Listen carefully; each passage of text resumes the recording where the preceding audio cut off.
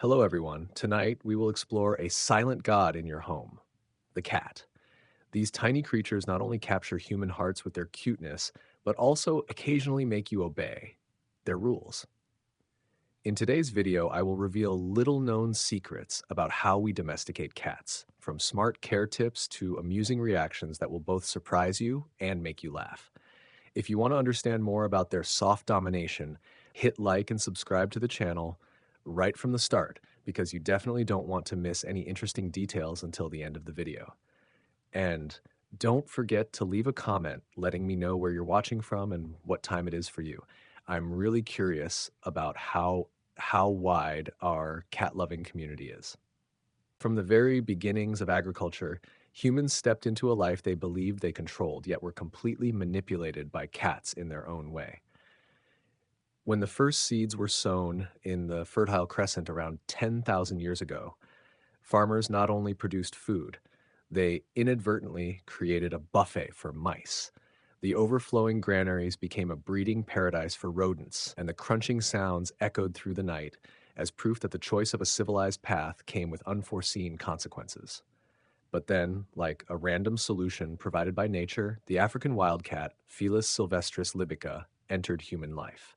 No one invited them, nor planned their domestication. They simply came for the food, hunted, and allowed themselves to exist near humans.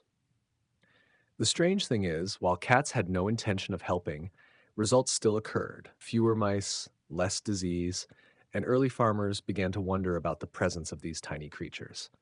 No domestication rituals took place, no formal treaties were signed. It was just a prolonged hostage negotiation. The cats stayed to be fed, and humans learned to accept their existence because the mice refused to disappear. Occasionally, a brave person would try to pet a cat, only to realize that the line between friendliness and danger was incredibly thin. Over generations, a curious phenomenon began to happen. Less aggressive cats were allowed to live near humans, and as a result had more access to food, warmth, and even petting, all entirely without human intention. But humans, foolish in their affections, began to like them. What modern science calls Stockholm Syndrome appeared. Humans were enchanted by creatures almost entirely independent simply by staring and purring. A subtle evolutionary strategy was unfolding right before their eyes, and humans didn't realize it.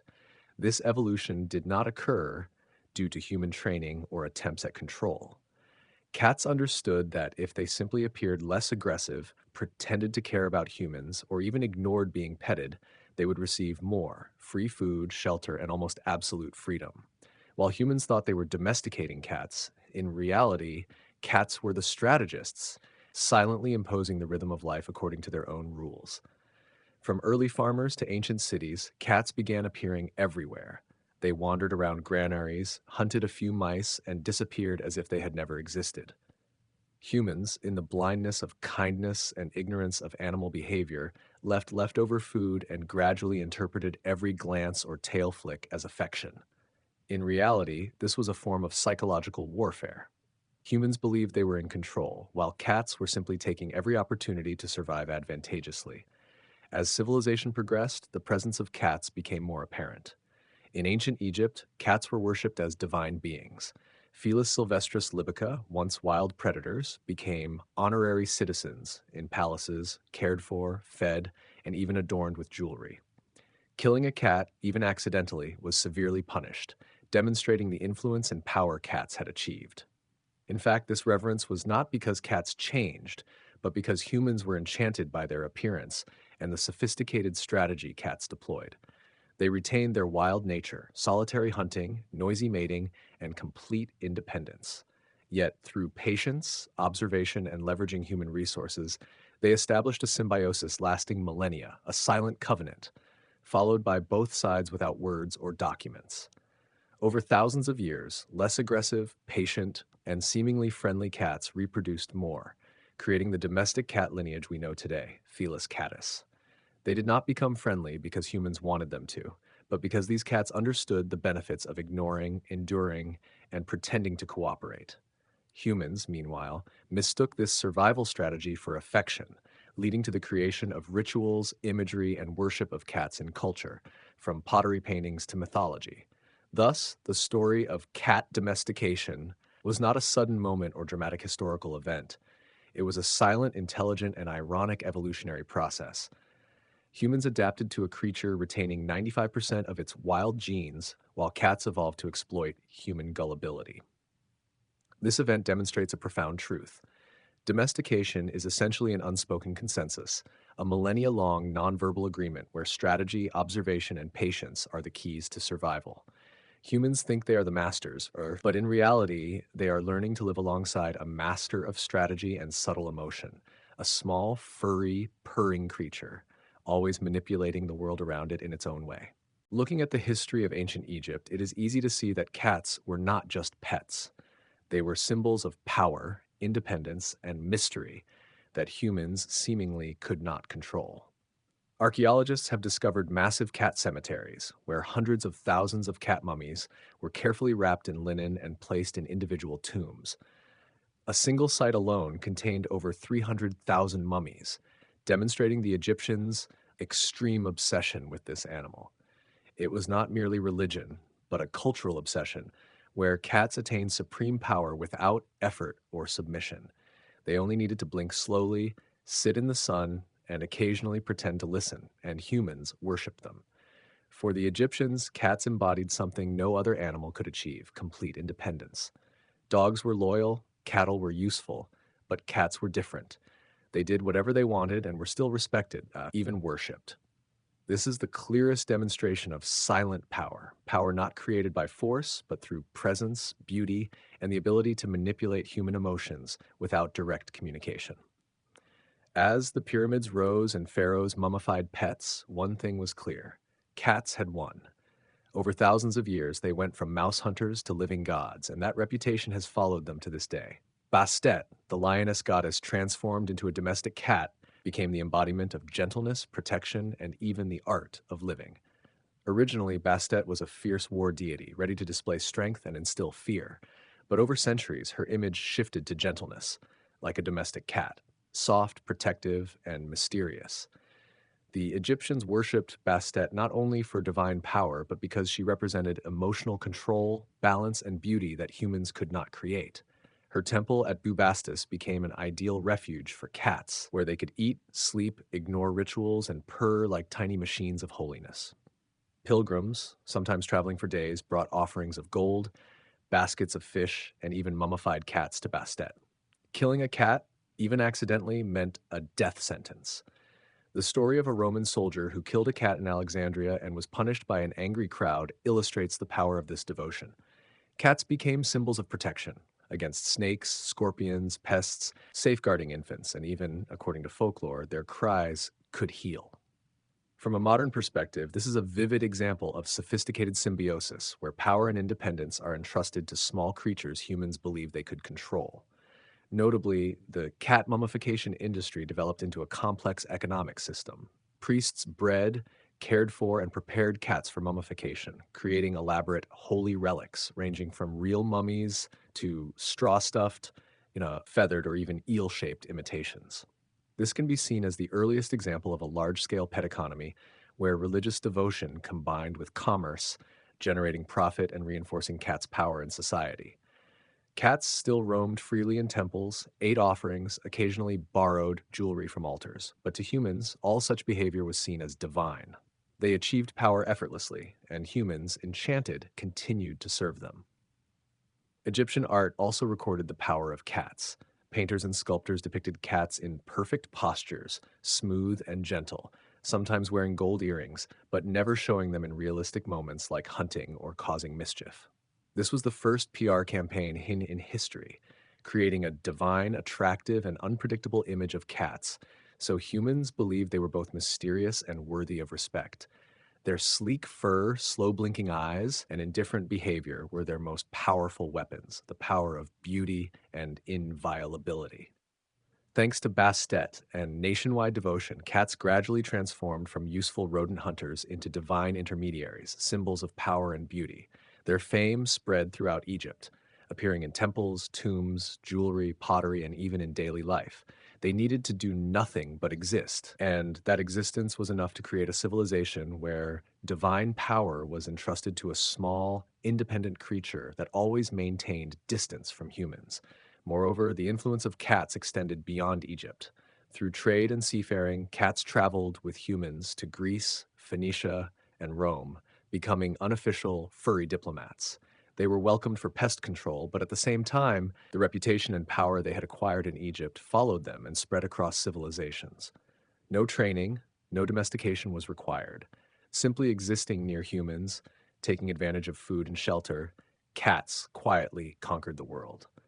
Thus, from ancient Egypt onward, cats were not merely pets. They were symbols of strategy, power, and allure. They taught humans a lesson about respect, about how power does not necessarily have to be imposed, but can be established through beauty, independence, and the ability to manipulate psychology. A lesson humans are still learning today from these small, purring, and mysterious creatures. As cats spread throughout the Mediterranean, they required no plans, no strategy, no navigation maps. They simply followed the paths that humans inadvertently opened. Sailors had no idea that bringing a few cats aboard would change history.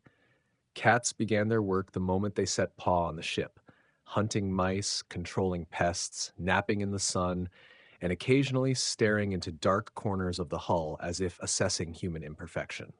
While the crews hurriedly worried about provisions and defending the ship from pirates, the Egyptian cats stood there, silent, graceful, and powerful without issuing orders or asking permission. They crossed deserts, oceans, and borders, leaving traces in temples and tombs from Persia to Pompeii. Each step was a testament to natural survival, yet simultaneously a subtle judgment on every human initiative. Civilizations rose and fell, empires burned, philosophy and art developed, but cats continued their journey, quietly, efficiently, and always maintaining a characteristic aloofness. While humans conquered the world for fame, glory, or power, cats did so inadvertently, and with a far more perfect posture. When cats crept into ancient Greece, they encountered a civilization obsessed with beauty, order, and geometry, three things they respected in theory but disrupted in practice. Before cats arrived, Greeks relied on ferrets to control pests, small, fierce creatures that sometimes bit their owners. When sailors brought sleek Egyptian cats with no corpse smell and no theft of sandals, it was like love at first sight. Cats fit perfectly into Greek aesthetics: elegant, self possessed, and utterly indifferent. Coincidentally, the way most philosophers describe the gods. The Greeks, who admired calmness and restraint, saw in cats the perfect embodiment of these values. It is no surprise that Aristotle, with his intellect and respect for reason, would also admire a creature capable of ignoring humans in such a subtle and effective manner. Before long, cats became upper-class pets, not to work but to decorate, to honor beauty and presence, like furniture with a soul, occasionally blinking and purring. In Athens, they lounged in courtyards, basking in the sun and existential superiority, while poets wrote about them, painters depicted them, and noblewomen admired them. But cats didn't care. They still hunted mice, sprawled by oil lamps, and occasionally climbed important scrolls to demonstrate the supreme power of indifference. Every civilization that adopted cats learned the same lesson. They solved the mouse problem, but simultaneously created a new problem of ego. Greek ferrets, the tiny gremlins of Greece, must have been furious at being replaced, and if they could, would have posted signs saying imports from Egypt are ruining local business. But no one listened. Cats had reputation and superior fur. When the Hellenistic period emerged, cats had asserted dual status, both effective mouse hunters and symbols of prestige, the animal version of a philosopher's cloak. They needed no obedience. Simply existing gracefully was enough to earn reverence. When cats were embraced by Rome, they were not merely pets, they were anarchic, furry beings, ignoring every social rule Rome had ever established. In an empire obsessed with law, order, and Latin grammar, cats were a living contradiction. They did nothing, followed no rules, yet were fed, pampered, and gradually revered. Initially, Romans kept cats for practical reasons. Mice were a threat to grain stores. Cats became soft, reliable mouse warriors, yet always maintained distance and grace. They slept until the call of a mouse, hunted, then returned to lying as if overseeing the entire civilization. Soon, cats appeared in mosaics, frescoes, and family shrines. Archaeologists found carefully buried Roman cats, proving that even the world's bravest warriors could be softened by the power of a purr. But cats did not care for Roman power. They ignored legions, emperors, and gladiators. A slow blink from a cat was enough to show that they truly held power. Romans admired independence, dignity, and controlled arrogance, all natural traits of cats. While Egypt and Rome busied themselves with governments, grain stores, and philosophy, cats were creating a completely different legacy, a quiet but lasting mark. When Roman civilization collapsed, they did not mourn. They simply stepped over the ruins, sought the next granary, hunted mice, and continued their work. Along the way, smaller, wilder Asian cats also began cooperating with humans, not for religion, but for agriculture. They were tolerated, fed, and continued their important task, pest control. No domestication, no divinization, only existing and fulfilling their duties discreetly and efficiently. With every civilization they passed through, cats left a dual legacy, both practical and symbolic, graceful and subtly manipulating humans. They are living proof of the power of indifference and a historical lesson in how a small, clever creature can shape culture and society without words, laws, or direct authority. After the disasters caused by superstition, cats gradually realized that surviving in the human world was a subtle art. They not only needed to avoid direct destruction, but also had to adjust how they interacted with humans, learning to be loved without obedience. In the remaining European villages, the cats that survived this mysterious and brutal hunting period became more cautious than ever. They began learning to move silently through narrow alleys, stretch out under the morning sun, and occasionally ignore humans as if they never existed. This was not just a survival skill, it was strategy, a long term plan to assert power without using force. Medieval Europe, with its fortified castles, dim monasteries, and bustling markets, became a vast stage for the cat's performances. They knew that as long as they maintained distance, grace, and appeared at the right moments, everything would be forgiven. A black cat hiding in the shadows was not a symbol of evil, but a silent guardian protecting the granary from mice, unbeknownst to anyone that it was saving hundreds of lives and crops. They moved in the dark, observed from rooftops, assessed human chaos, and learned how to exploit it. In the following years, cats proved that they were masters of balancing independence with coexisting alongside humans. They gradually crept back into villages, while the people remained wary, even complaining about unlucky cats. But in just a few weeks, people realized that the mice disappeared, granaries were free of droppings, and fleas no longer ran rampant. Cats returned to the role of silent guardians while maintaining complete freedom. No thanks, no obedience, just a presence full of power and grace. In port cities like Venice, Genoa, or Bruges, cats played a similar strategic role. Sailors brought them aboard ships, and granaries and storage areas full of mice became stages for their refined hunting skills. They required no maps, no guidance, only instinct and keen observation. A cat sitting on the ship's deck, its face seeming to evaluate the entire journey, was the perfect combination of survival art and symbol of power. Not only did they protect assets, but they also taught humans a priceless lesson. Sometimes silence and observation are more valuable than advice, orders, or decrees. In rural Asia, the parallel evolutionary path of cats continued. Leopard cats survived, but the introduction of African cats led to many hybrid lines. The result was a new generation, modern domestic cats, carrying both the confidence of African hunters and the caution of solitary Asian felines.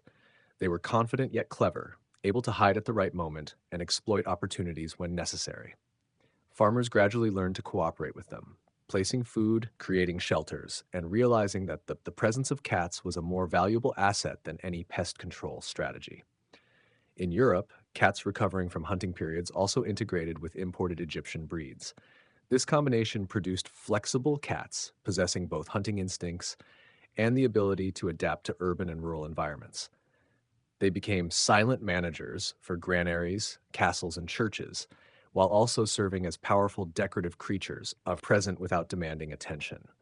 It was this silence, combined with beauty and grace, that made them the ultimate victors in every social context. The Renaissance marked another turning point. Humans began studying science, exploring medicine, and raising awareness of epidemics. Cats, always observant, became invaluable allies. They hunted mice, controlled pests, and through their silent presence, helped prevent potential diseases. Yet independence remained their guiding principle. They were not overly friendly, did not allow humans to control them, only existed and carried out their duties with maximum poise. Some cats lived in large buildings, while others roamed alleys, working silently but so effectively that humans sometimes forgot that it was cats who had saved them from thousands of mice and fleas each season. Then, the combination of genetics, environment, and history produced the modern cat, mysterious, independent, intelligent, yet always knowing when to cooperate with humans. They taught humanity a valuable lesson. Sometimes strength lies in silence, power lies in beauty and grace, and survival sometimes depends on knowing when to ignore and when to act. Cats evolved over thousands of years, from Egyptian granaries to Asian rice fields, from Roman castles to medieval towns, and ultimately became creatures both mythical and practical, symbolic and real. Through all the upheavals, they retained their nature, free, mysterious, and never fully submissive. Every step, every blink, every act of hiding or appearing was proof of intelligence and survival strategy. They were not just pets, not just hunters, but also historical observers, silently recording how humans built and destroyed civilizations. They exist as a living history lesson, demonstrating that power and influence sometimes do not come from imposition, but from the ability to exist, observe, and skillfully navigate relationships with the surrounding world. Cats need no philosophy, no belief, no worship. They only need instinct, cleverness, and observational skills. This is what makes them one of the most successful creatures in human history. They prove that no matter how humans build empires, worship deities, or destroy out of superstition, a small, silent, and graceful creature can shape history in its own way, through silence, through elegance, and through a powerful stare. The Mongols did not merely ride horses, they lived with them, breathed in sync with their steps, and learned to understand the silent language of each one. A horse can recognize who is courageous and who is cowardly. They choose companionship based on trust and survival ability, not commands or reins. This is a parallel relationship where humans do not impose power but learn to adapt to the natural strength of the creature. Every step across the grasslands is a lesson: patience, observation, and respect. Strong winds, fierce snowstorms, or prowling wolves all serve as natural schools where humans and horses move in silence, sharing every heartbeat, every breath. The Mongols learned to read traces on the ground, the small footprints left on frost, the curves of bent grass, or the color of snow to know where water flowed or enemies hid. Their horses, with instincts honed over thousands of years, could lead them safely across open plains, over mountains, across icy rivers, and through sparse forests without guidance. It was the strength of the horses that provided the Mongols with strategic flexibility and speed. They moved like the wind, appearing and vanishing before the enemy could react, conquering vast continents without the need to destroy any structure entirely. The skills of Mongol children were also shaped by this environment. From the moment they could walk, children were placed on the backs of young horses, hands gripping the mane, eyes observing the wide sky and the surrounding herds. Falling, stumbling, or enduring cold was part of the lesson. Nothing was overly sheltered. This experience produced a generation of skilled riders, able to read signs of nature and recognize the power of the creature beneath them. As they grew, this rhythm and instinct became a mental weapon. They knew that a deft step or a timely decision could change the outcome of an entire battle. Mongol horses were not merely a means of transportation. They symbolized freedom, strength, and survival intelligence. Each carried the genetic memory of the land's harshness and survival battles from centuries past. They needed no training with whips or shouts. Instinct had taught them when to run, when to stop, and when to protect humans. The Mongols respected this wisdom. They understood that excessive interference would destroy the subtlety naturally selected over generations. This is a philosophy of existence, harmony with nature, non-coercion, and learning to observe what truly matters. The freedom of horses became a guiding principle for Mongol culture. There were no enclosed stables, no fences, only land, grass, and sky. Horses roamed daily, seeking water and grazing, choosing their resting spots. This nurtured leadership and collective spirit within the herd. Strong stallions fought for dominance, protecting food and territory. Only the strongest passed on their genes. Mares were born strong, quickly adaptable, and capable of surviving harsh conditions. All of this occurred naturally, with humans merely observing and integrating, not imposing. Throughout the seasons, the Mongols drove the herds to higher ground, avoiding snowstorms and helping them find the best grazing. In spring, foals were born, learning to stand on slippery grass and cross icy streams under the vast sky beside their mothers. Children watched and learned to ride, interact, and connect with horses from a young age. This was how knowledge and life experience were transmitted, not through books, not through theory, but through direct experience and subtle observation. The Mongols understood that horses were not merely tools for war or transport. They were allies, family members, sources of life, and measures of survival ability. A failed battle or migration was not due to humans, but because they did not understand or harmonize with the natural rhythm of the horses. Conversely, those who respected and listened to their steps gained superior strength, conquering the steppes and expanding empires. Thus, the power of the Mongols lay not only in numbers or weapons, but in their ability to coexist with another creature, the horse. Each horse, both wild and wise, loyal yet free, was the result of centuries of adaptation to snowstorms, scorching sun, and the harshness of the land. They taught humans lessons in patience, observation, and respect for nature. No battle, no wall, no army could replace the value of the silent connection between humans and horses. Thanks to this relationship, Mongol warriors could ride thousands of miles, traverse any terrain, and defeat even the strongest enemies. Horses were not created by human hands, but shaped by environment, challenge, and survival instinct. Every step testified to intelligence, endurance, and freedom. Every breath connected past, present, and future. The Mongols understood that to survive and expand their influence, they had to harmonize with the rhythm of these creatures. Not to dominate, not to impose, but to coexist. And that is why, over centuries, Mongol horses remain an irreplaceable symbol. Powerful, free, intelligent, and steadfast amidst storms and war. They not only helped humans survive, they shaped an entire civilization. The Mongols did not merely ride horses, they lived with them, breathing in sync with their rhythm and learning to understand every subtle gesture. Horses were not tools, but measures of survival ability, companions in a harsh environment where weakness meant death. When snow blanketed the steppes and frost gripped every living rhythm, Mongol horses still sought crisp grass, forded frozen rivers, and maintained their inherent strength. They did not need humans to lead them. It was humans who had to learn to adapt. Every day, herders went out not to feed or shelter them, but to observe, to learn how the herd organized itself, moved, and selected food. Knowledge was transmitted through each gesture, each glance. The bond between human and horse was built on patience, respect, and keen observation. The Mongols often said, "The mountains nurture what they love and kill what they do not." This was not cruelty, but a philosophy of understanding nature. When blizzards swept across the plains, the herd would form a circle, heads inward to shield weaker horses, protecting the group from the forces of nature. Humans stood at a distance, learning survival from the lessons nature provided. Existence was not guaranteed by force or weaponry, but by the ability to observe, understand, and harmonize. The Mongolian jur, with its circular shape, symbolizing endurance and completeness, was where horses rested and recovered after long journeys or exhausting campaigns. No horse was forced to overwork or left to suffer injuries.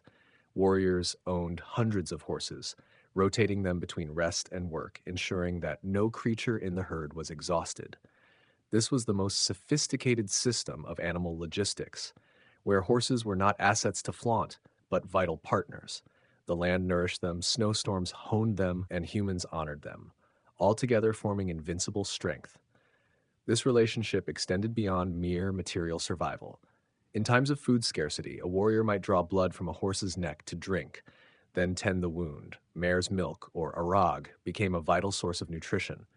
Milk was drawn with gentleness and respect, accompanied by soft songs, reminding the horse that it was safe and valued.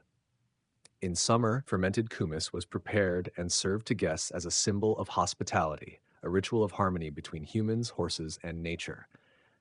The sweat, blood, and even breath of the horses became essential parts of life, reflecting the deep connection between humans and living creatures. Caring for Mongol horses was not merely a technical task. Grooming was an opportunity to check health, detect frostbite, injuries, or illness. A horse's health reflected the rider's spirit. A weak or sick animal was a warning of negligence or pride within the family. Every family member participated in the herd's life, from children learning to ride to women tending and taming horses. They did not dominate the creatures, they collaborated with them. This was a system of respect and companionship, where every action was considered to maintain life, strength, and survival instincts. Mongol children were exposed to horses from the moment they could stand. Miniature saddles and bows were toys. The first lesson was how to approach a horse gently, listen to its breath, and learn to fall without fear. Falling was not failure, but a rite of passage, proof of courage and understanding of life's rhythm.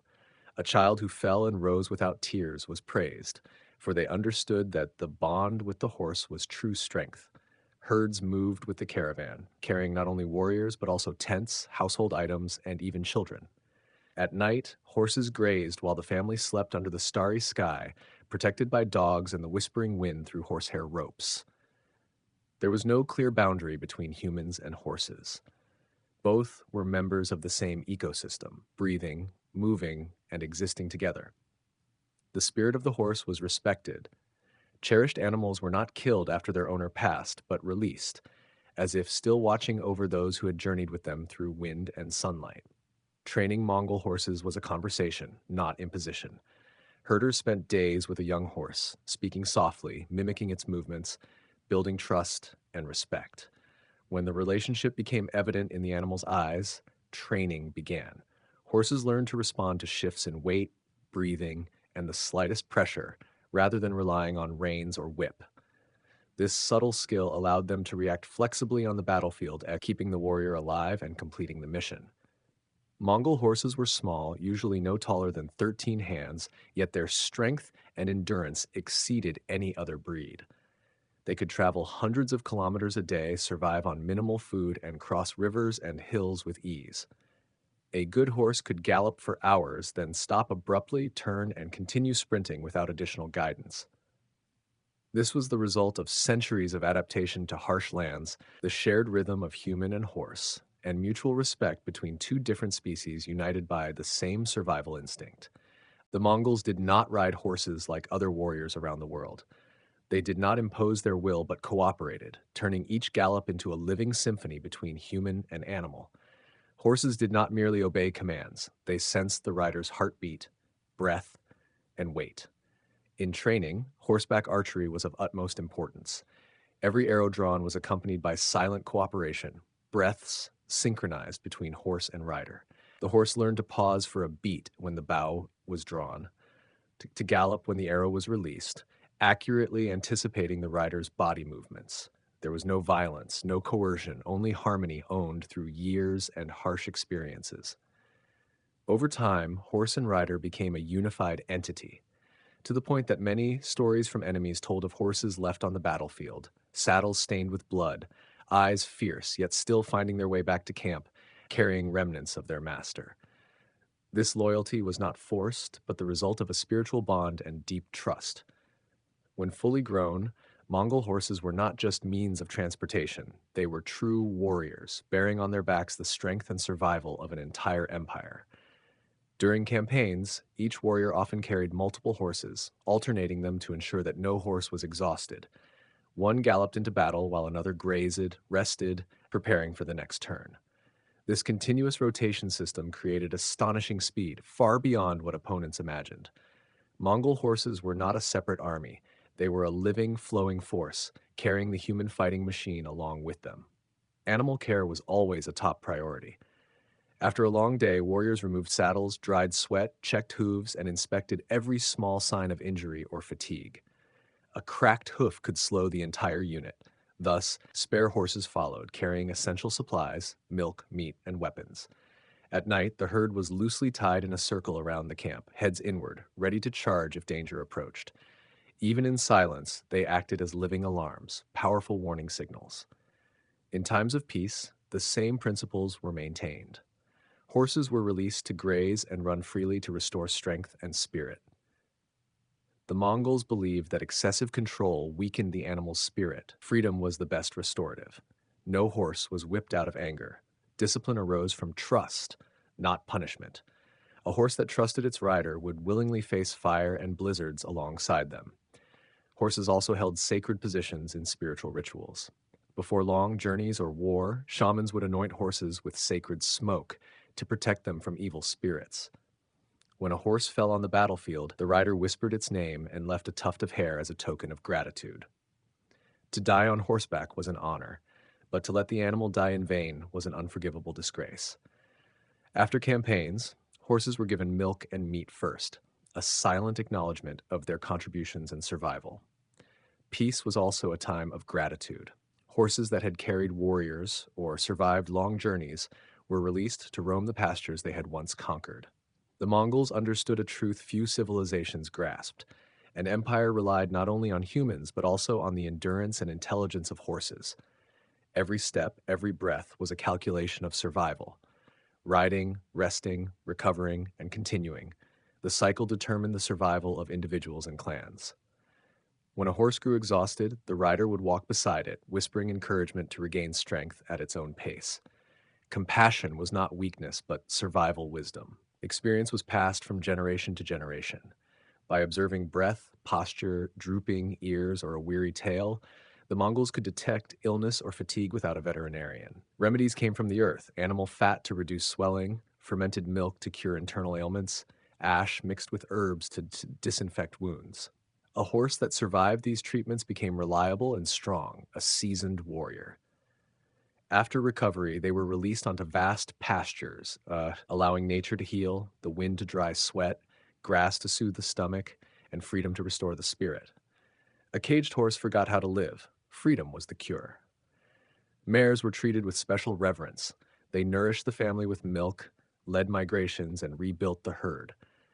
During the breeding season, the camp moved slowly, allowing horses to rest. Even seasoned warriors softened their voices, protecting mares and foals. Children were given the honor of naming new horses, creating a generational bond between humans and the next war horse. Rituals accompanied recovery, with shamans tying blue silk ribbons around sick or injured horses, symbolizing blessings. When healed, the ribbons fluttered, carrying gratitude to the heavens. Healing the horse was healing humanity. The Mongols knew that true endurance lay not in conquest, but in shared care between human and animal. They believed each horse carried a piece of the eternal blue sky, a sacred essence that protected all living things. When riding across the plains, they did not merely travel, they participated in the cosmic dance between humans, beasts, and sky. Horses were not just means or weapons, they were souls, the heartbeat of every step, the spirit of an empire. Even today, on the endless Mongolian plains, that rhythm can still be heard, the sound of hooves merging with the wind, the echo of an ancient bond, the spirit of the stride, the immortal rhythm of life transcending time and war. Mongol horses did not just make history. They carved the soul of a civilization where endurance, loyalty, and freedom coexisted in a perfect circle between humans and beasts. When Alexander came of age, the Hetairoi were no longer merely attendants serving in the palace.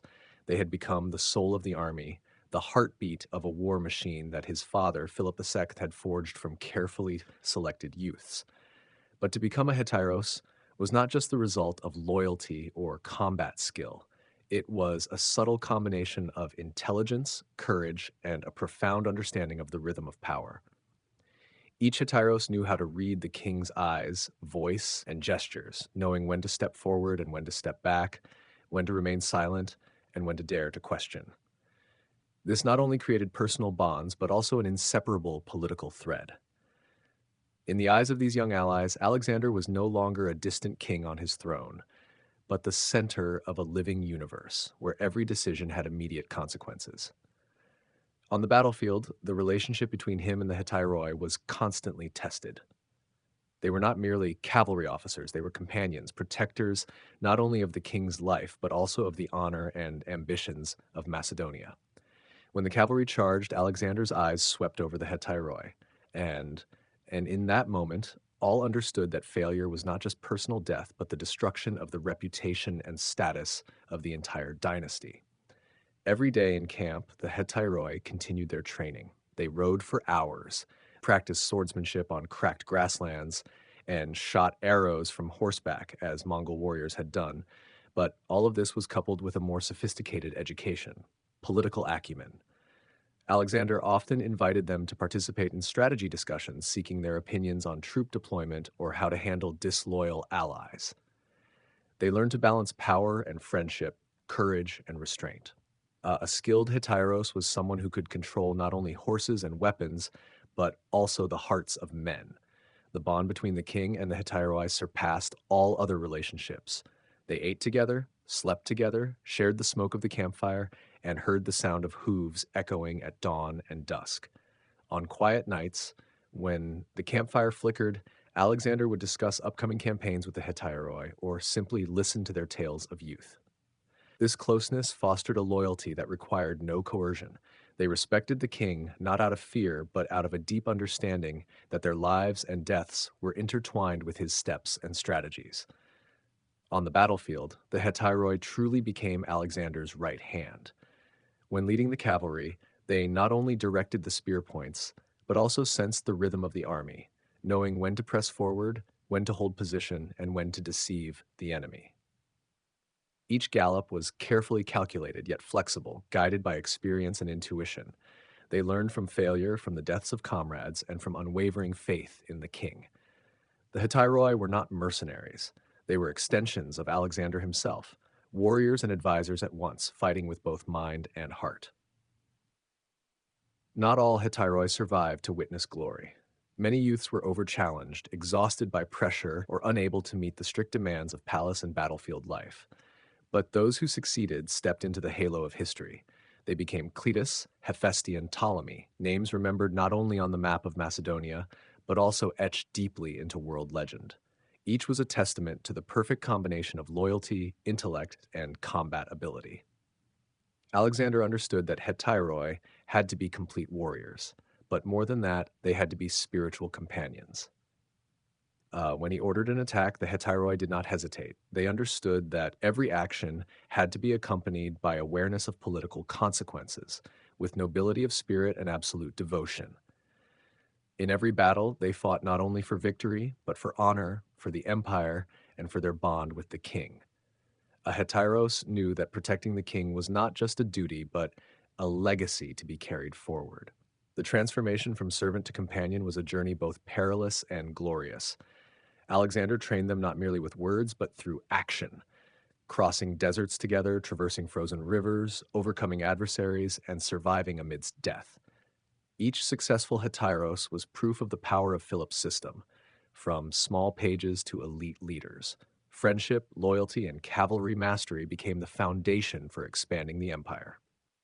As Alexander advanced into Persia and beyond, the Hetairoi continued to demonstrate their worth. They were strategic advisors, fearless warriors, and the vital link between the king and the army. In every battle, they reminded each other of their youth in the palace: service, discipline, meticulous observation, and deep loyalty.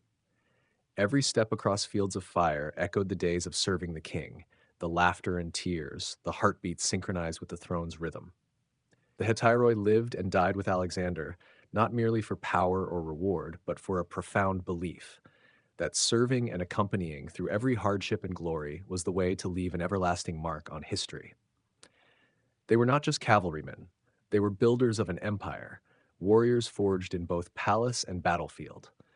The bond between king and Hetairoi surpassed all policies and commands, becoming the lifeblood of Macedonia, where loyalty, courage, and intellect intertwined in every hoofbeat, every gallop, and every understanding glance from the throne. In the light of dawn over the fields of Greece, the Hetairoi were not merely warriors. They were living symbols of the fusion of intellect, loyalty, and courage, forged from their years as pages. Each Hetairos carried with him his youth, sweat, and the harsh lessons of the Macedonian palace, yet now they stepped into the world with the strength and finesse that only experience could create. Alexander viewed them not merely through the eyes of a king, but with the vision of a companion who understood the value of each individual. In his eyes, they were other beats of the same heart, where politics, friendship, and responsibility merged into one. On the battlefield, the bond between the king and the hetairoi came alive most vividly. Each battle was not only a test of bravery, but also an examination of understanding and coordinated rhythm. The hetairoi rode as if the horses were extensions of their own bodies, their spears and shields wielded with both intelligence and experience. They knew how to maneuver between the echoing hooves, how to charge the enemy in tight formations, and when to retreat, not out of fear, but as a matter of strategy. Every action was proof of the combination of physicality and intellect, a principle sown by Philip II during their training years. Each heteros fought not only for victory, but for each other and for Alexander. Pride did not stem solely from titles or rewards, but from deep bonds, from knowing that comrades would never be left behind. The sacrifice of one became the collective responsibility, and personal failure meant unbearable shame. In every assault, in every plunge into the enemy, they displayed courage that transcended fear, a spirit that only years of serving and learning under the throne could cultivate.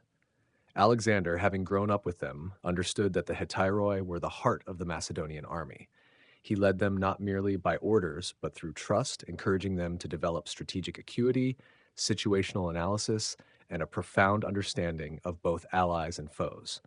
On each battlefield, he discussed tactics, listened to the hetairoi's opinions, and simultaneously observed how they acted, chose their moves, and commanded cavalry. These moments tested not only military skill, but also loyalty, decisiveness, and camaraderie. The preparation of the hetairoi extended beyond the battlefield. In camp, they trained both body and mind, riding under scorching sun, marching long distances with heavy weapons, practicing archery and swordsmanship until drenched in sweat, even blood. Horses were not mere tools, but companions in every movement.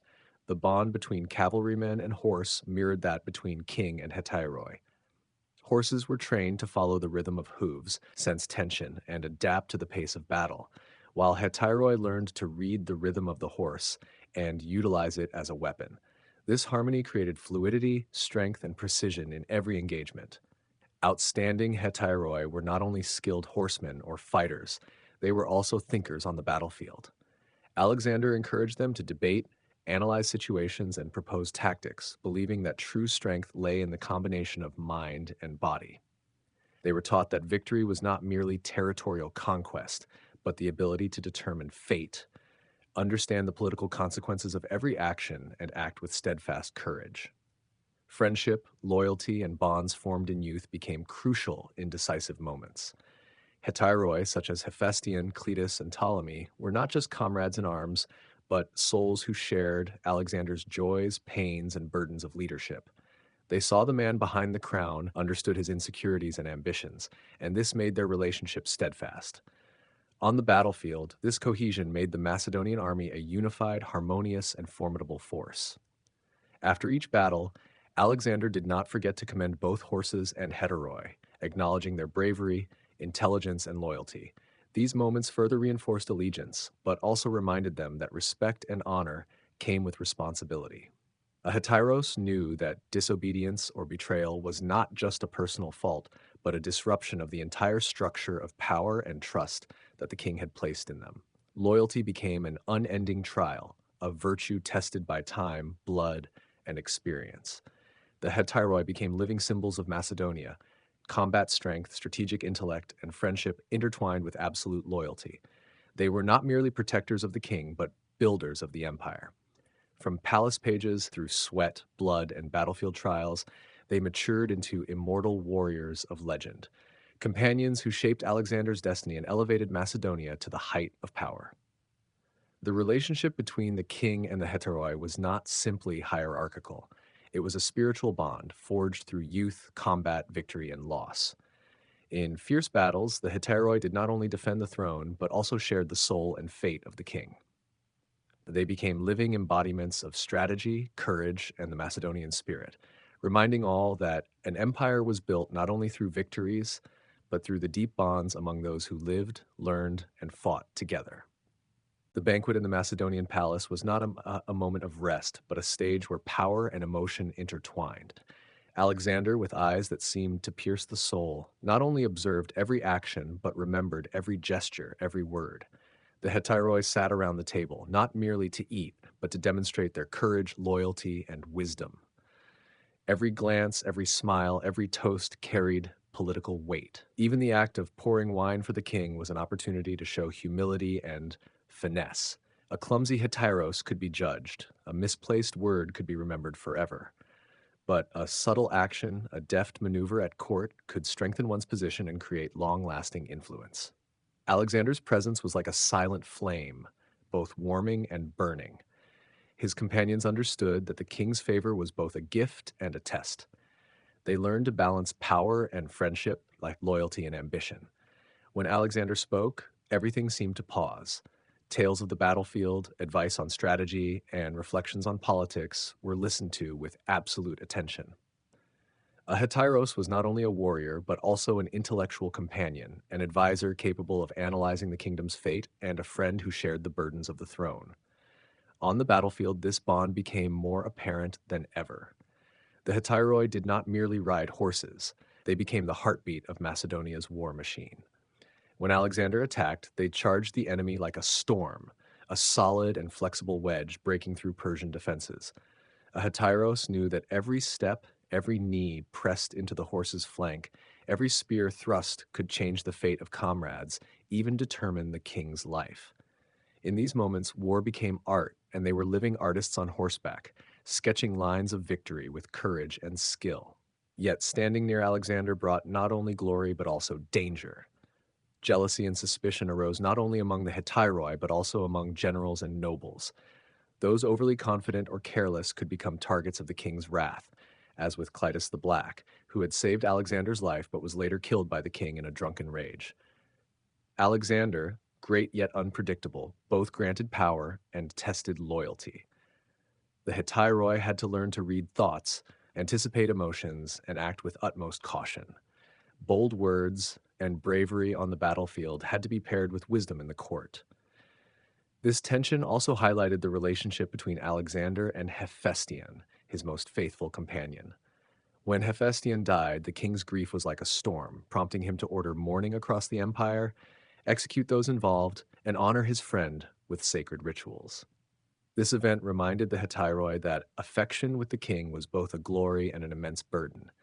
A death, a lapse, or a misplaced word could bring severe consequences. The king's favor was both their strongest ally and their most dangerous threat. Not only in court, but also on the battlefield, the Hetairoi embodied Macedonia's strength. They fought for each other, for the king, and for unshakable honor. Precision in wedge formations, seamless coordination between rider and horse, and extraordinary courage left the Persian army stunned and shattered. The Battle of Gaugamela stands as the clearest example. Despite being outnumbered, Alexander led the Hetairoi spearhead directly into Darius's position, breaking an elite army. Every victory was not merely personal glory, but the result of years of training, discipline, and the spiritual connection among comrades. Even after Alexander's death, the legacy of the Hetairoi endured. They had been friends, comrades, and companions. Now they became kings, governors, or independent generals, yet still carried the Macedonian spirit, discipline, courage, and wisdom. Their cavalry formations influenced generations, from the Roman legions to medieval knights, and the idea of a king surrounded by loyal warriors became a historical standard. Yet, greatness came with tragedy. The closeness and loyalty that made them strong also made collapse inevitable. Without Alexander, the companions sought their own paths, and division was unavoidable. Macedon, once an invincible kingdom, remained only a magnificent image on the map of history. But the memory of the Hetairoi, who began as boys serving at the king's bedside and became warriors who ruled and built the empire, lived on. In courtly banquets, subtlety and wisdom were cultivated alongside strength. The Hetairoi sat around the table, dining like brothers, discussing strategy, testing each other's minds and courage, while Alexander observed, appreciating their intelligence and prudence. Such meals were trials where power, friendship, and loyalty converged. Every action, word, and silence carried profound political meaning. They learned to stand firm, to battle themselves, and to live within an intensity only Macedonia could create. The Hetairoi were the product of a fusion of palace discipline, battlefield experience, and absolute loyalty. They were not only warriors or companions, they were architects of the empire, living symbols of Macedonian strength, intellect, and ambition. From the palace to distant deserts, from joyous hunts to fierce battles, the Hetairoi lived in a blend of glory and danger, leaving an enduring mark on the history and legend of the ancient world. As night gradually sank into darkness, the flickering flames of the torches illuminated the Hetairoi, who no longer merely sat around the banquet table, but stood in a sacred circle, holding goblets stained red, eyes fixed on the king. Alexander, who had grown up amid these rituals and trials, needed no words. His presence alone was enough to make each Hetairos feel the weight of his responsibility. A Macedonian feast was not merely a meal, it was a test of loyalty, intellect, and courage. Every action, whether raising a cup, bowing, or laughing, carried profound significance. They understood that even joy could become a trap if not balanced with caution. The sacrificial blood and blood mixed wine symbolized a covenant that transcended worldly bonds. As the bull's blood poured onto the cold stone floor, the companions dipped their hands or sword blades into it. Touching the king's goblet, they reaffirmed their oath to live and die together, to protect the king and friendship, never to betray one another in any form. This was a commitment reinforced by both the divine and history, making every Hetairos understand that a single act of betrayal would not only sever ties with the king, but also offend the gods. Every sip of wine thereafter was no longer personal pleasure, it was a testament to unity, a symbol of shared power and intertwined destiny. Music and song filled the great hall, the rhythm of drums, the sound of flutes, and the lyre blending together, creating an atmosphere of celebration while reminding all of the sacred nature of the moment. The Heteroi sang songs recounting past victories, silently reminding each other of battles survived, of encounters with death endured through absolute trust in comrades and the king. Music served as a bridge between past and present, between joy and peril, between friendship and power. In these moments, the companions learned to read each other's language, sense the heartbeat of their comrades, understanding that a lack of caution could cost a life.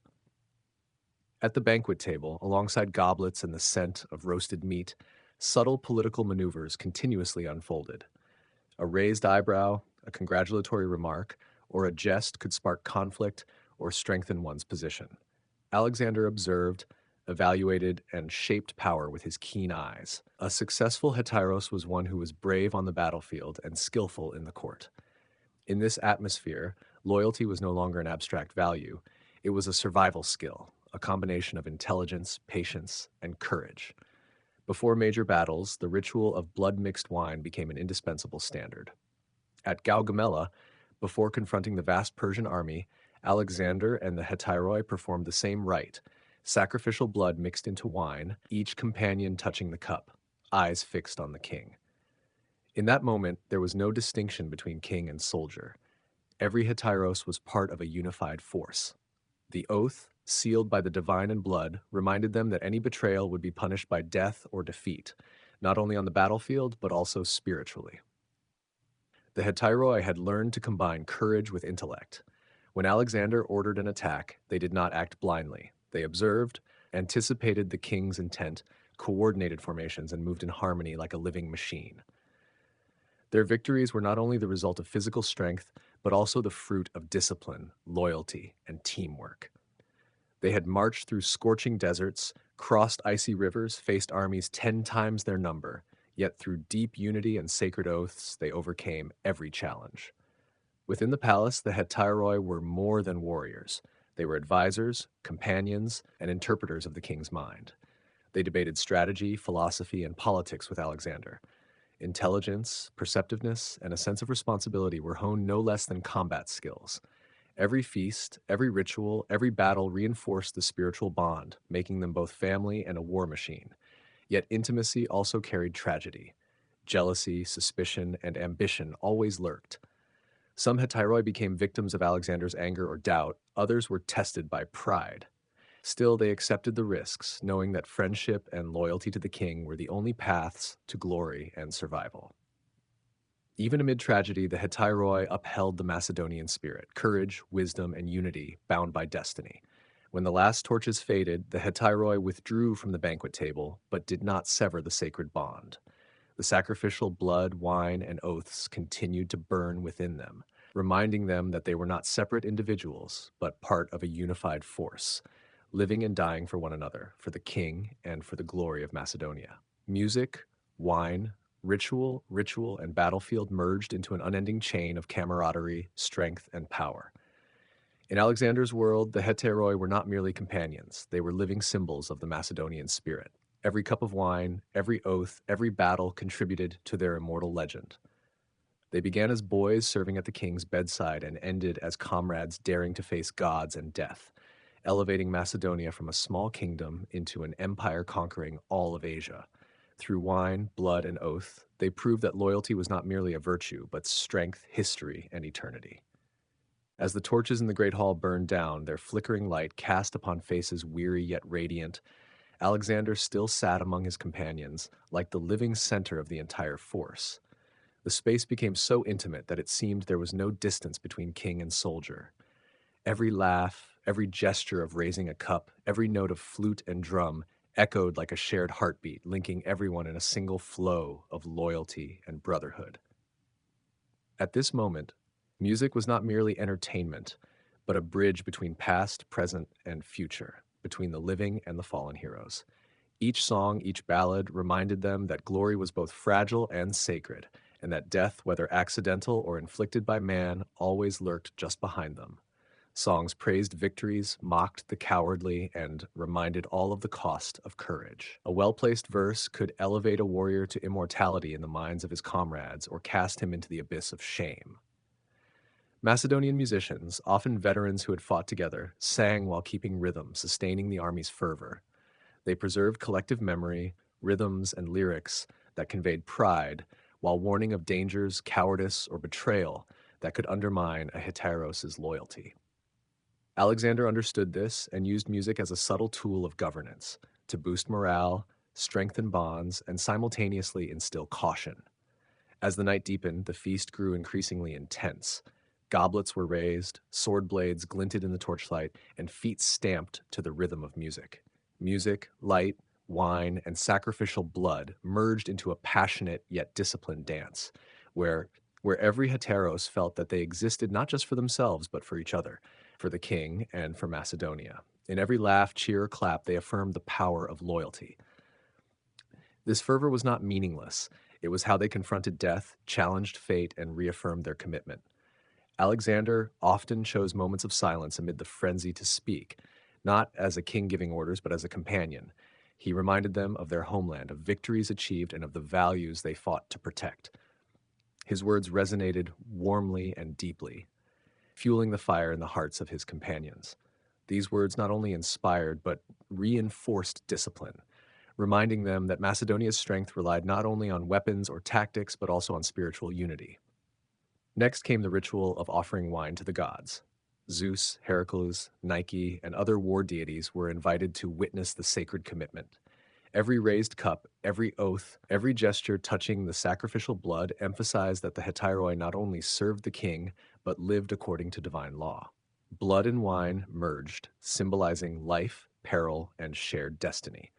A Hetairos turning his back on comrades turned his back on the sacred order. A single act of betrayal insulted the gods. Through these rituals, Macedonian loyalty became absolute, transcending politics, power, or personal glory. After the ritual, the feast continued, but the atmosphere shifted from fervor to calm. Some sharpened swords, preparing for the next day. Others quietly carved lucky symbols onto their shields, reminding their souls of home should they not return. Gentle conversations, whispers, interwoven with somber music, created a balance between joy and reflection. The Hetairoi understood that dawn would bring the real test. Battle awaited, and they would enter not as separate individuals, but as a unified force, forged through wine, blood, music, and oath. What was special about Macedonia was the closeness between king and soldiers. In most kingdoms, the king was separated, sanctified, and untouchable. But in Macedonia, Philip II and later Alexander broke that mold. The king sat among his companions, debated, told stories, drank, and listened. The crown became invisible, creating an illusion of equality while maintaining authority. It was at the feast that Alexander nurtured friendship, reinforced loyalty, and honed intellect. Every gesture, word, and laugh was carefully measured, for a small mistake could bring tragedy, as in the case of Cletus the Black, the king's savior, who was killed in a drunken fit of rage. The Macedonian feast was a perfect blend of ritual, strategy, joy, and tragedy. It trained loyalty, camaraderie, and the ability to face death. It transformed companions into living legends, binding them to the king and the divine.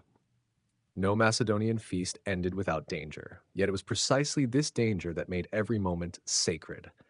And every Hetyros understood that they existed not only for themselves, but for the glory of Macedonia, for the legend of Alexander, and for immortality in the minds of their comrades. Macedonian wine in the flickering torchlight of the great hall was more than a drink. It was a sacred liquid, a medium of both trial and bonding. When a cup of wine was raised, the sound of jubilation merged with the heartbeat of the heteiroi, creating a unique rhythm where laughter and oaths intertwined.